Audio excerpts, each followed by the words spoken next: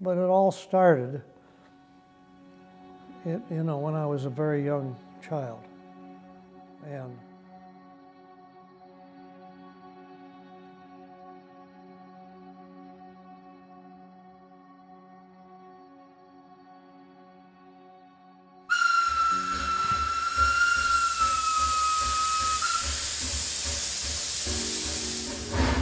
all right, we're ready. you're ready. 1, 2, 3. Here we go. What you see in front of me is a work that took at least 20 years to build. And my love for trains goes back to my childhood. I can't remember when I wasn't fascinated by trains. Building railroads was something that I started very early on. And when I was in high school, I built a model interurban system that went completely around the basement of our house in Shaker Heights. And in fact, that impressed a few people enough that the final job that I got, where I worked for over 50 years at Solon Manufacturing Company, came from the fact that I could build things. I could visualize what I wanted to do and I could make it happen. So 20 years ago or so, I got the strange idea, why not build a live steam locomotive? This was something I was interested in ever since I was able to remember. And my father promoted my interest in trains. His love was flying. We spent a lot of time out the Chagrin Falls Airport. and I also like airplanes. But he encouraged me to do whatever I wanted to do as far as my hobby was concerned. So this locomotive is kind of the ultimate machine that I built. And it represents a very small, narrow gauge locomotive. It probably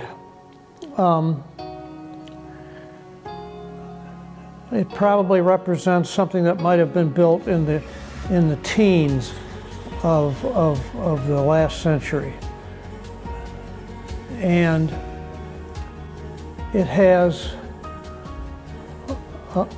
enough of modern equipment designed into it. For instance, in the cab, there's an air pressure gauge, a steam pressure gauge, all kinds of water. You have to know where the water is in your boiler at all times. If you run out of water, you better shut shut off the source of the fire. And so, because I was always concerned about that, this does not burn coal. It burns propane. And the propane tanks are stored in the boxcar. So it's not a coal burner. It represents a coal burner, but it really runs, if you steam it, you run it on propane. But it also has some of the more modern equipment that was available on locomotives in the early part of the last century. For instance, it has on the front here, up by the headlight, is a turbo generator. And that turbo generator I built from a set of plans that came in a magazine that I take called Live Steam Magazine. And so inside of that is a turbine that's rotated by the steam, and then on this end of it is is a little generator which produces about 3 volts, which is enough to light up a flashlight battery. There are several different types of rail fans, so to speak. There are people that talk a lot and don't ever do anything. And so my passion was I was going to leave something behind that other people might be wanting to see, and that's the result of this. I did it. I did it because that's my passion, but I did it also so that I could believe the fact that I could do it.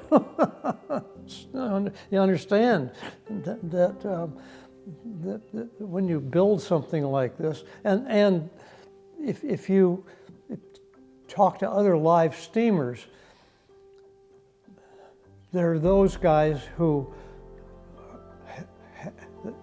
have built the actual device that they're going to run, that is the locomotive and the cars and so forth, and then there are those that would just buy one, you know,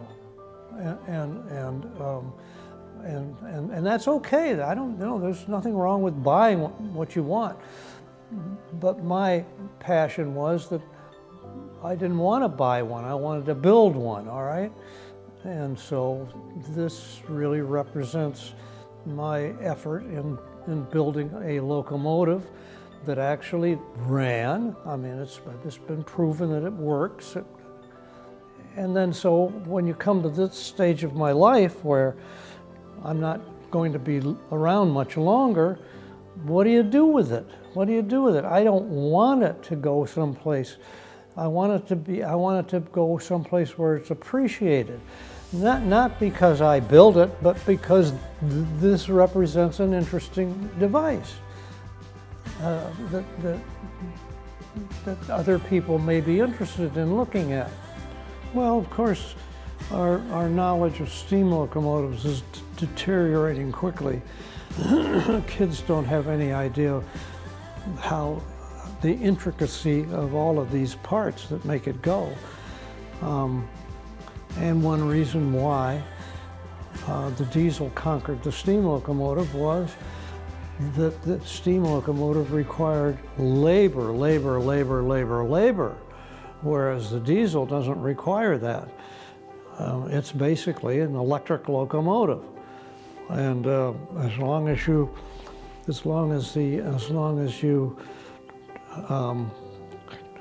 know how to deal with traction motors. Well, and the other thing about a steam locomotive is a steam locomotive. It's a unit, all right? You can run a double header to increase the power, but it's a unit, all right? Not with a diesel. The diesel is an electric locomotive, and you can just keep coupling one locomotive behind the other. And so, you know, out west, where there's the locomotives where they're up and down and so forth, you know, on grades up and down. Sometimes the train is hanging over a summit. This side's trying to go that way when it's being pulled this way, and this side's, you know, trying to go that way. And so where do you set the brakes and so forth? This is all very complicated. That's why the engineer has to be highly qualified to do all of this. Well, anyhow, I want people to, whoever looks at this, all right, I want them to appreciate that there was a lot of effort that went into making it, that it was a kind of a love affair between me and what you're looking at there, and that they should enjoy what they're looking at for that purpose. And it cleaned, it's, you know, there's little places where the paint might not be quite right. Yeah, but that's a locomotive. This is a locomotive. It's not a jewel, so to speak. It's a locomotive. So if there are little dings or something isn't quite right, that's the way they were, you know. That's the way they were. Honey, I think we're done. That was great.